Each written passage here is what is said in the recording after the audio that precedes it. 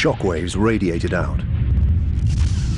The fastest, known as P waves, traveled at 6 kilometers a second. Japan's detection systems picked them up instantly. Within seconds, before anyone realized what was going on, automatic warnings flashed across the country. A computer-generated announcement even interrupted a Japanese parliament broadcast. By the time the warning system kicked in, the coastal city of Sendai, just 130 kilometers from where the earthquake originated, was shaking. The slower but more destructive shock waves, called S waves, had now arrived. These waves travel at 3 kilometers a second. They threw northeast Japan into chaos.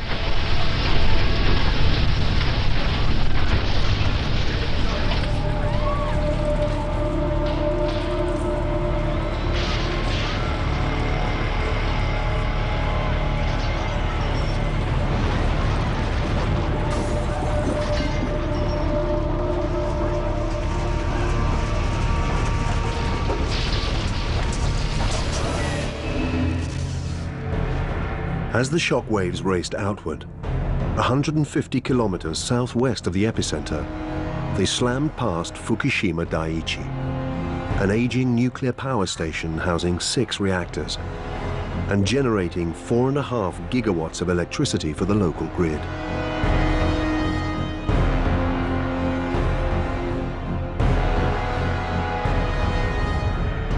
This footage from a town near the reactor gives some idea of the earthquake's power.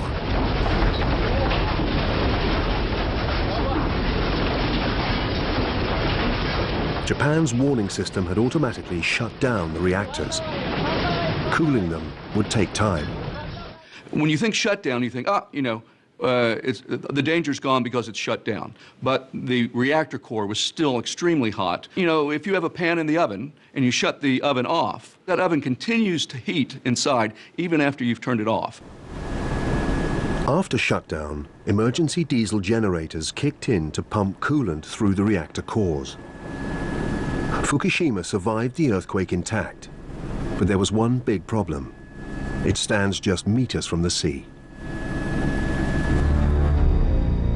11,000 kilometers away at the Pacific Tsunami Warning Center in Hawaii, staff got emergency pager messages. Within 10 seconds of the earthquake starting, its effects were already being monitored around the world. Japan has lots of seismometers, so there was a lot of information fast. So the earthquake was still going on when we got our page. First indications, a magnitude of around 7. But as data flooded in, the figures started to climb. 7.5, 7.7, up into the 8s. The immediate reaction of everybody was, that's not right. Because in the history of Japan, there has never been an earthquake larger than 8.4. Really heightened the intensity of what we were doing, because we knew we were dealing with something very big and something that could affect the whole Pacific Basin. We realized, oh, this is it. And then immediately you realize, this is horrible for Japan. 100 seconds since the fault line slipped. The slowest moving but most destructive S waves reached Tokyo.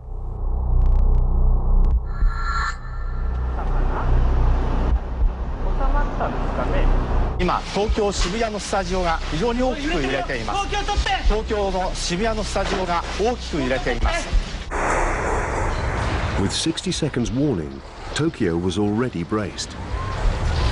But not for this.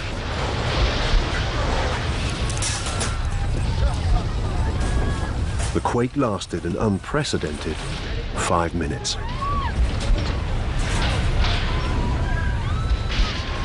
One American geologist was in the city that day. We expected it to end after 10, 15, 20 seconds, something like that, maybe a minute at the most.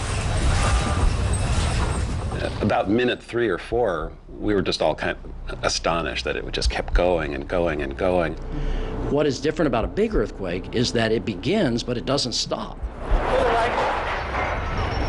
We're just looking at each other going, is this over yet? And no, it's not, it's still going.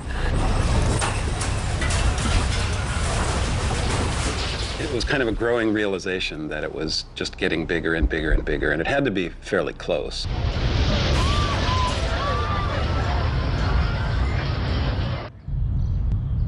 In a nearby park, an American tourist found the ground opening up at his feet. No one has ever filmed this happening before. The footage reveals a characteristic of earthquakes: liquefaction. As the ground is compressed, water is squeezed and forced to the surface.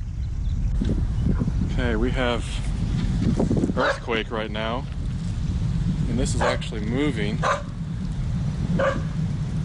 Can you see the cracks moving?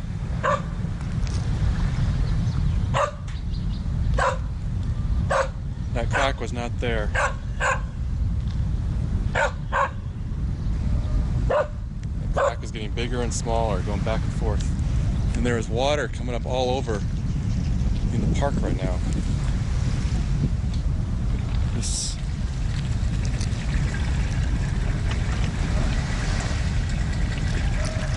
and here's a huge crack, and it's still moving. It's just going back and forth, swaying. It's making me kind of nervous. This land could just go, potentially. I don't know. In the days to come, scientists would regrade this quake as a magnitude 9. The warning systems worked, and most buildings were still standing.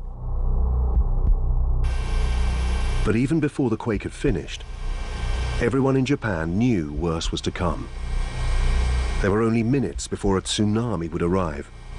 The question now was how many would escape in time.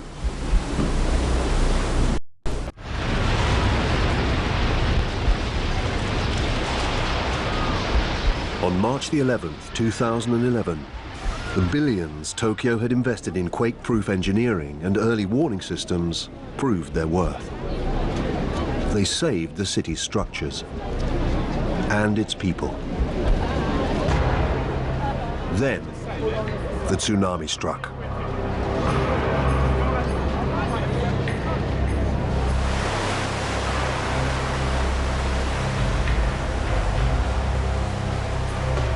The tsunami was triggered by the explosive energy release of the earthquake, 100 kilometers off the coast. What caused it?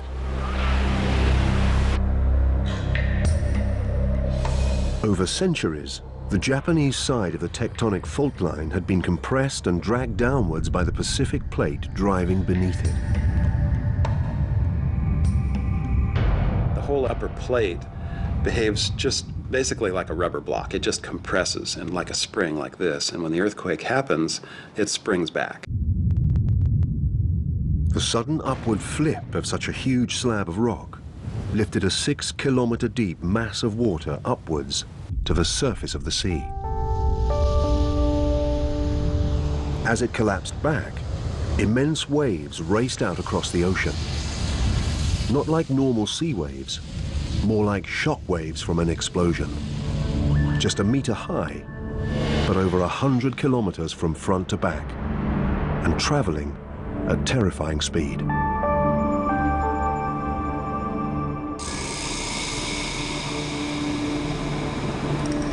The energy heaved up the sea floor.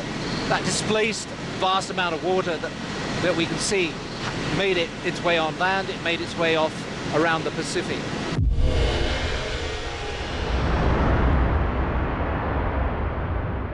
One side of the wave hurtled out across the Pacific.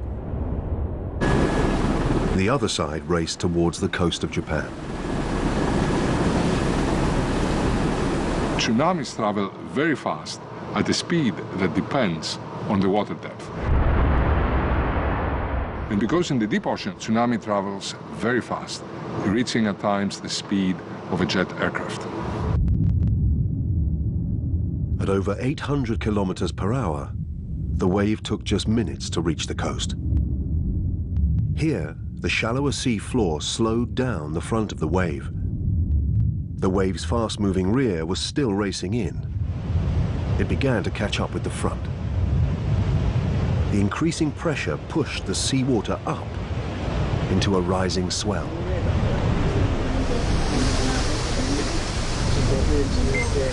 Five kilometers out to sea, a Coast Guard crew captured this extraordinary footage.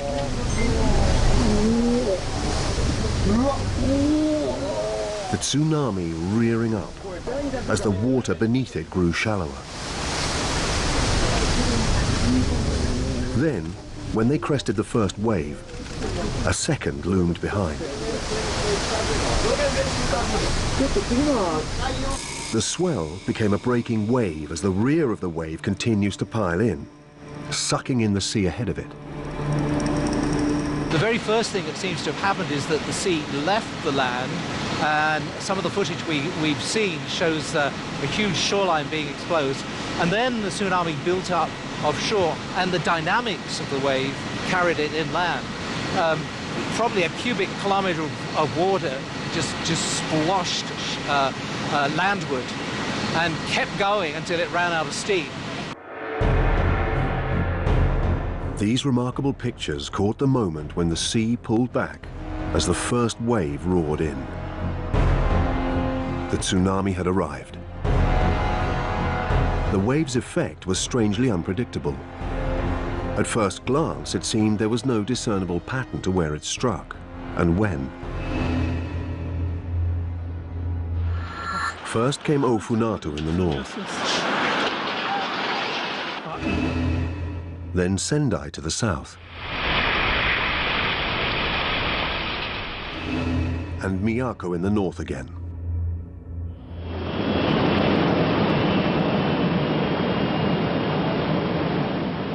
Measurements from tsunami monitoring stations along the coast were equally puzzling. The height of the wave varied dramatically from town to town. But why? The varying depth of the seabed was partly to blame. Where the water was deeper, the tsunami traveled faster and reached land more quickly.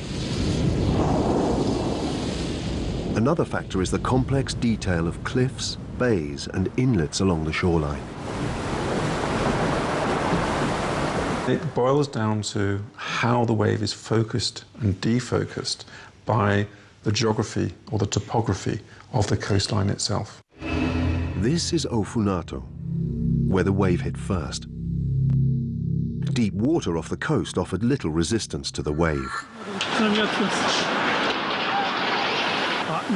Tsunami warnings did sound, but here there was little time to get to higher ground. The best early warning system people would have had would have been the fact that there was an earthquake. And people have got used to the fact that if you have an earthquake, there is a possibility of a tsunami that will follow. But in the timescale they had, there was very little time or very little opportunity for escape. The tsunami hit Ofunato just 20 minutes after the earthquake. Water that actually hit the coast will be well in excess of 1 billion, probably 10 billion tons of water. That's a little bit like taking 1 million swimming pools and just emptying them onto the coastal areas of northeast Japan. 15 minutes later, the tsunami hit Sendai, 116 kilometers south. The area around the city is mostly farmland, low-lying, fertile, and flat. That's why the tsunami barely slowed as it smashed ashore. The flat land was perfect for an airport, too. It opened just 4 years ago. A kilometer from the coast, it was deluged.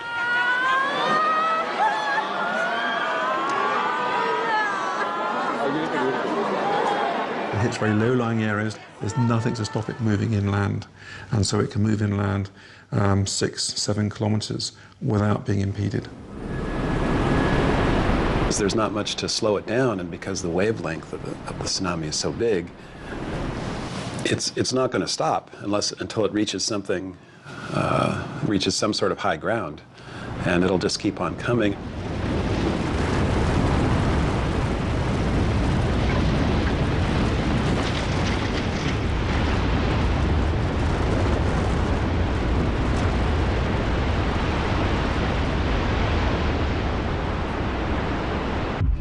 Next to be hit was the Miyako coast, 180 kilometers back to the north. What happened here highlights another mystery. The area had good tsunami defenses. The residents were prepared. They should have been safe. Last time a tsunami hit here was half a century ago. In the aftermath of that tsunami, they built these 10-meter high seawalls, far higher than anyone thought they would need. Tsunami drills became a regular feature of life. Everyone knew what to do when the sirens sounded. On March the 11th, all along the coast, the sirens did sound, this time for real. Go to the hill. A tsunami was coming. This was not a drill. You hear the sirens? There's a hill outside of town that we're going to try to get to.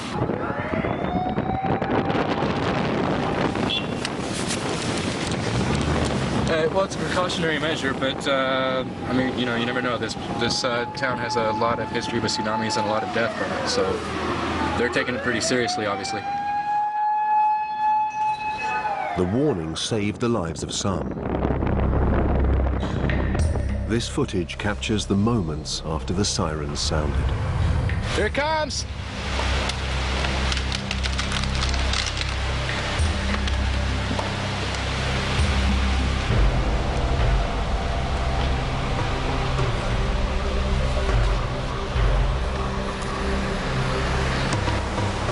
The tsunami breached the coastal defenses. Miyako's high walls proved useless.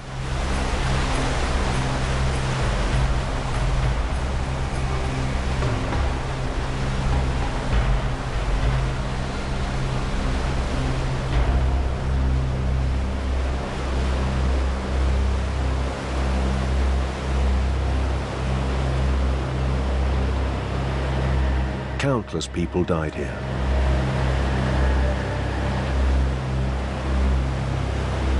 The tsunami was 10 meters high.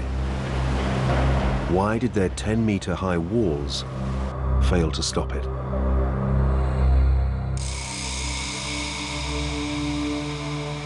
With thousands of sensors along the coastline, the scientists already have part of the answer. The fact that the shoreline has actually subsided means that the sea had plenty of space to go, and it basically filled up the empty space left by the sinking. Several villages have just been completely ruined with no survivors, and the human death toll is obviously going to be up in the tens of thousands when the final count is in. The data from the sensors had revealed something incredible. The earthquake had caused the whole coastline to drop by up to a meter, lowering Miyako's walls, making the tsunami much worse.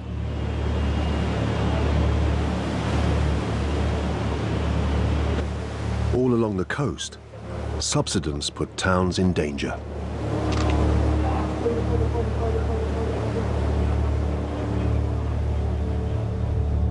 You've got the tsunami wave coming in, you know, on top of what would be essentially a 2-meter higher vacuum of subsided land as it sweeps in, and there's not much to stop it until it hits higher ground somewhere.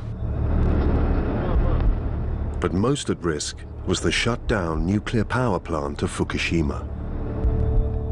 It had survived the earthquake, and here too there was a 5.6-meter defense wall, but now it had sunk over half a meter. 40 minutes after the quake, the wave smashed over the wall and flooded the diesel generators that were cooling the reactor cores. Backup batteries kicked in, batteries with just an 8-hour charge.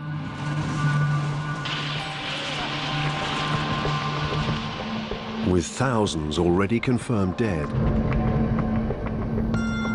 and now the threat of a nuclear disaster, Japan was in crisis.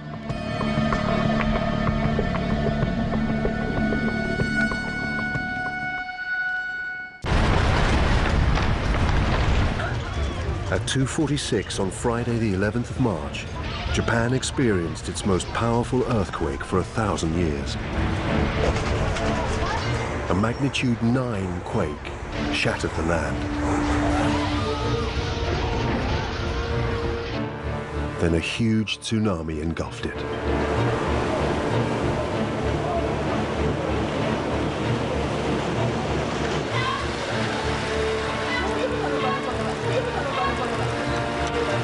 Overnight, fires raged across a sea-flooded wasteland. Oil from factories and gas from ruptured lines set hundreds of square kilometers of debris ablaze. In Tokyo, the train system was paralyzed. Millions bedded down in offices and waited for dawn. Meanwhile, the tsunami wave was still spreading across the ocean at 800 kilometers an hour. Countries all around the Pacific Rim were watching the situation nervously. In Hawaii, the Tsunami Warning Center was on full alert. Very quickly we realized that this was basically the first big ocean-crossing tsunami that had happened in 40 years. Frantically, they were trying to work out when and where the wave would strike next. At that point, we went to a Pacific-wide warning, which means another message, and now lots and lots of phone calls. State warning point. This is the Pacific Tsunami Warning Center. Hawaii issued an evacuation alert. People headed to higher ground. The wave that hit was 1 meter high. It caused damage, but thankfully the distance had weakened the wave. This time, no lives were lost. With the wave now fading, countries around the Pacific downgraded their alerts. But Japan awoke to a nightmare. Different parts of the shoreline had suffered different effects. Channel 4 journalist Callum McRae set off along the Japanese coast to compare the levels of destruction and discover how far-reaching the damage of the tsunami was.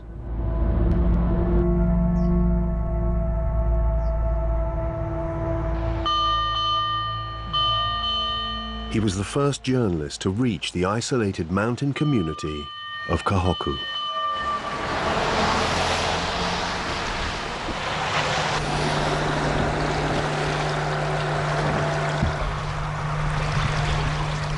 We're up in the mountains, 8 kilometers from the coast. And what's happened here is that the tsunami has created a huge surge which has climbed all the way up the river and then flooded here.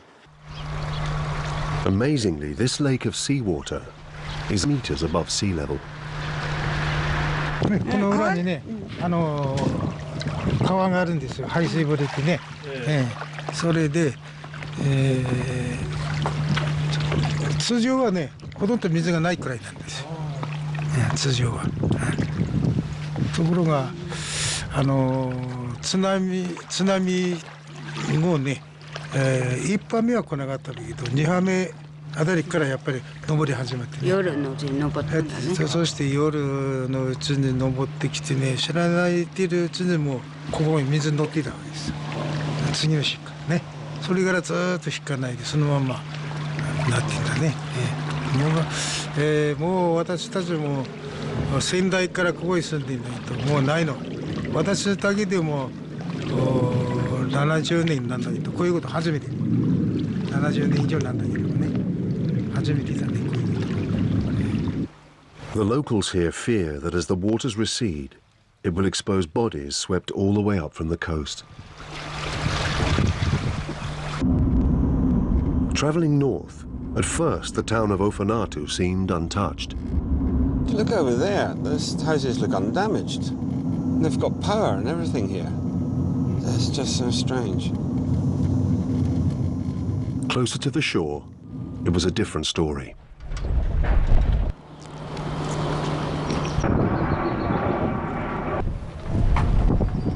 And as if Ofanate didn't have enough problems, scientists reckon that this whole area, this region, has subsided well over a metre. And in the next couple of days, the region's also expecting the highest tides of the year.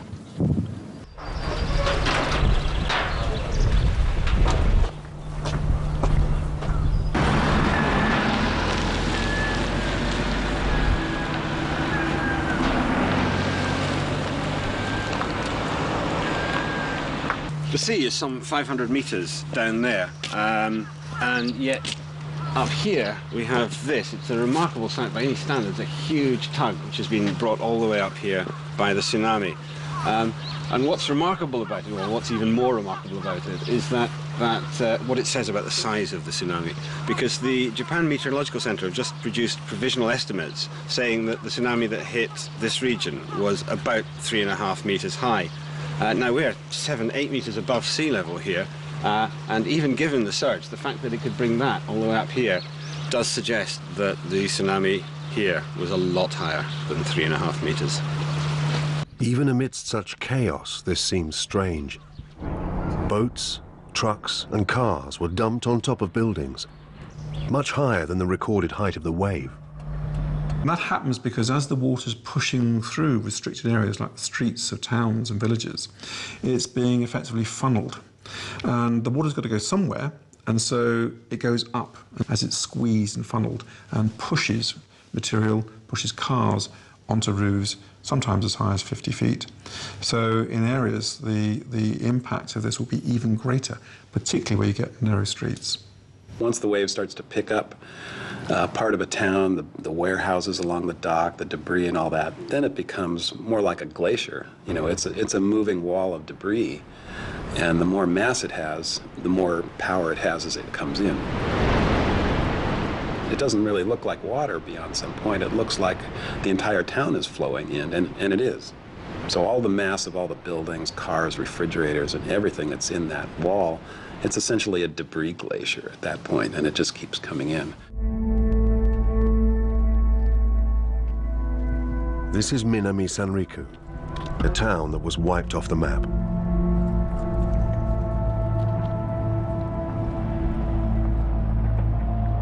"95% of the buildings destroyed.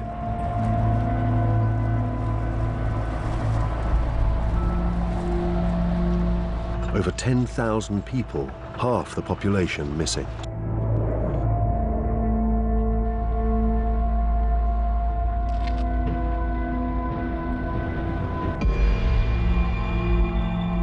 This place, Minami Sanriku, probably symbolizes the tragedy more than anywhere. An entire town wiped out by the force of nature.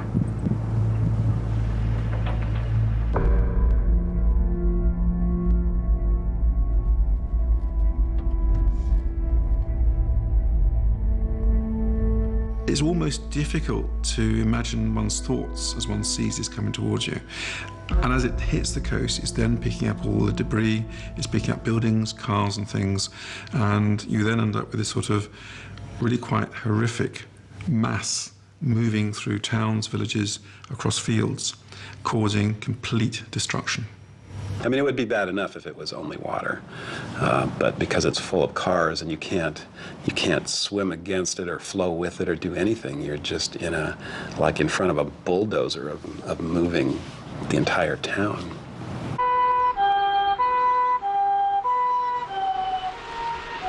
It's funny that when you hear that sound of an ambulance, it kind of actually gives you hope that they might have found somebody alive. Although that must be happening fewer and fewer times between. Anyone who did survive and was trapped would almost certainly have died of hypothermia by now. At the town of Rikuzen Takata, rescue workers hunt for survivors and discover the dead. When they find a body, they put a large stick in the ground with a flag attached to it so that it can be recovered later. It's a fairly gruesome and sad task.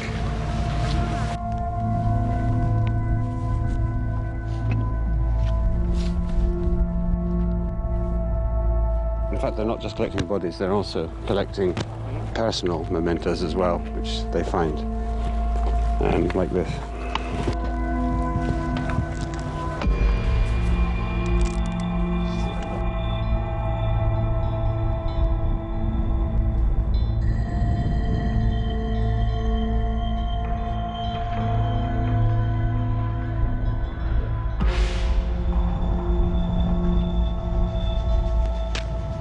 I'm afraid what we have here is more bodies waiting to be taken away.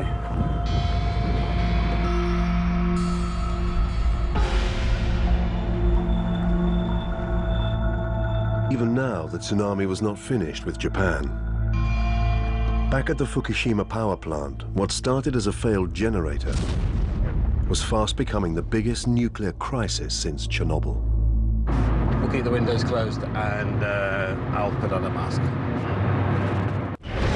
Scientists have already gathered more data from Japan's earthquake and tsunami than from any other disaster in history.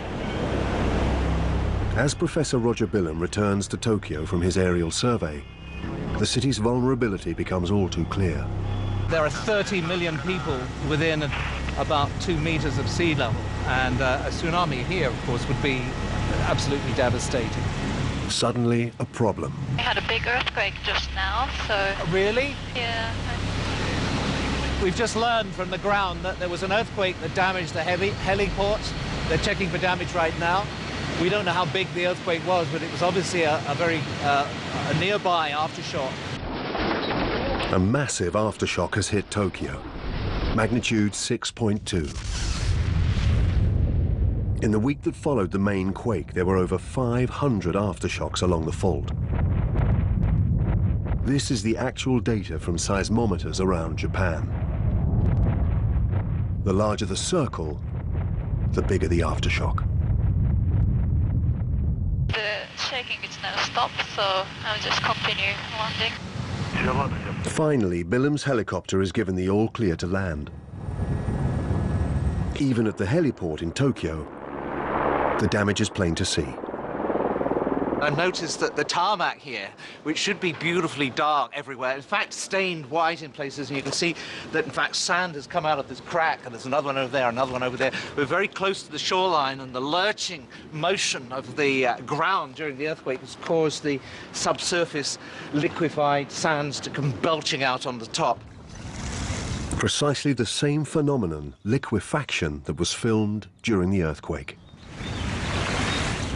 And over here is an old mud volcano. Old, it's about 3 days old. You can see how the mud came pouring out of the top there. So look, we're 200 miles from the epicenter here, and here's a crack in the heliport landing area. It continues all the way along here. You can actually see down about 3 feet in places. Splits into two here. This goes over here. You can see an offset in the in this trim around the tarmac. As the Earth's crust shattered during the main quake, new stresses spread along the fault. Relieve the pressure in one place, and it builds up elsewhere, triggering aftershocks. What you're seeing here is how those aftershocks happened over a period of about a week after the main shock. And that orange region, delineated by those orange dots, essentially gives you a feeling for the area of the fault along the plate boundary that ruptured in this event. Every aftershock takes its toll on an already frightened population.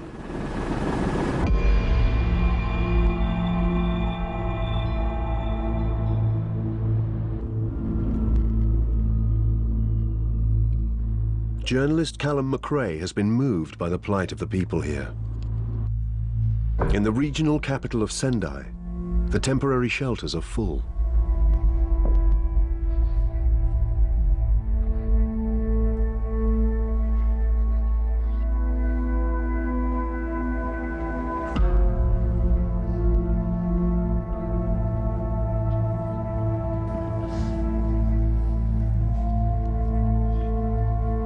But in a darkened, ravaged city, it seems one person at least is trying to cling to normality. We're in Sendai, 300 or 400 meters from the shorefront in a scene of apocalyptic chaos. It's cold, it's dark, there's no power anywhere. And yet, up there, in that abandoned block of flats, on the top floor, there's one light. One man, one family perhaps, trying to survive in this chaos.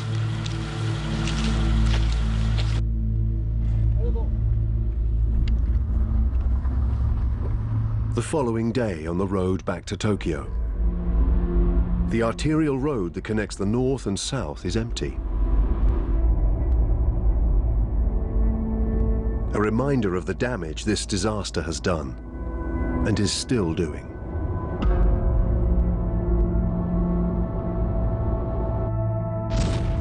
This is already one of the worst nuclear accidents in history if it stops right now. And we're dealing with multiple meltdown possibilities. 2 radioactive substances, cesium and iodine, were detected near the #1 reactor at the plant on Saturday. The Fukushima nuclear base is about 60 kilometers that way. That's about 38 miles or so, I think. You know, we've got the windows closed, we're driving fast. Who knows whether it's safe? The advice is very conflicting. The American government says that has put an exclusion zone of 80 kilometers. And of course we're well within that. On the other hand, the Japanese government say it's fine as long as we're more than 30 kilometers away. So, I mean, you can tell, nobody knows. We'll keep the windows closed and I'll put on a mask. Looks good, huh? The danger posed by the Fukushima nuclear plant remains unresolved. Meanwhile, scientists have started to analyze the startling number of aftershocks that are still rattling Japan. That main shock was followed by hundreds of magnitude 5s and dozens of magnitude 6 earthquakes and a handful of magnitude 7s. Once you had a pattern of an earthquake happening, followed by a bigger one, you never know whether it's going to happen again. Japan's earthquake warning systems did and will save lives. The Hawaii tsunami warning system also saved thousands. As the tsunami crossed the ocean, the warning center monitored it all the way.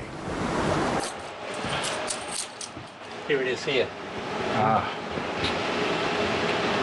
We couldn't let our guard down because, of course, the tsunami has continued on, and we have a continuing responsibility to the rest of the Pacific. Even though the tsunami lost most of its energy as it crossed the ocean, the scientists had been able to warn the world. As the tsunami spread across the ocean, at location after location, we realized, oh, our predictions are pretty darn good. Because people were warned, there was very little destruction or damage, certainly to human life. One person did lose their life in California, north of Crescent Bay, because they rushed down to the beach to take photos of the tsunami as it came in. In Japan, the humanitarian disaster continues. Estimates put the death toll from the quake and tsunami at over 20,000. Rebuilding will take generations. For scientists, the analysis continues. From all the data they have acquired, one threat is still very clear.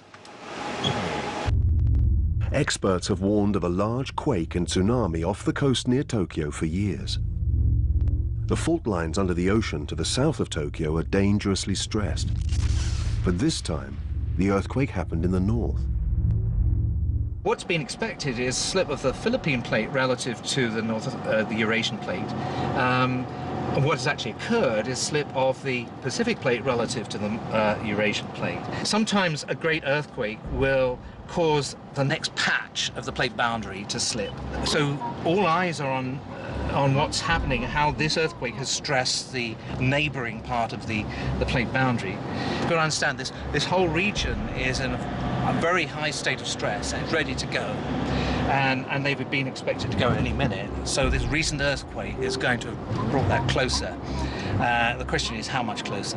When an earthquake like this happens, it basically, all of the stress that it relieves in the Earth's crust essentially gets transferred somewhere else. it doesn't go away. It actually adds loading to other parts of the crust.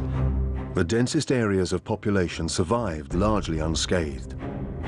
Next time could be different. One area of extreme concern is Tokyo, the world's largest city. There could be a major event in Tokyo that would be extremely damaging to this very densely populated region. If you were going to choose somewhere to put one of the major industrial economies on the planet, that part of the Pacific Rim is not the place you would choose. It could be happening as we speak, or it might not happen for a decade. The critical thing is, has this particular earthquake shaken that region up so that it brings forward the timing of that earthquake? It's foolish to think that we can stop natural phenomena. What we've got to do is to learn to live with them and minimize the consequences when they happen, and minimize also the recovery time. It's very difficult for science to protect against earthquakes and tsunamis. What science can do is help town planners, engineers to make buildings stronger, to make designs of buildings and cities more resilient. We cannot stop these things happening. We can't prevent it, or we can prepare for it.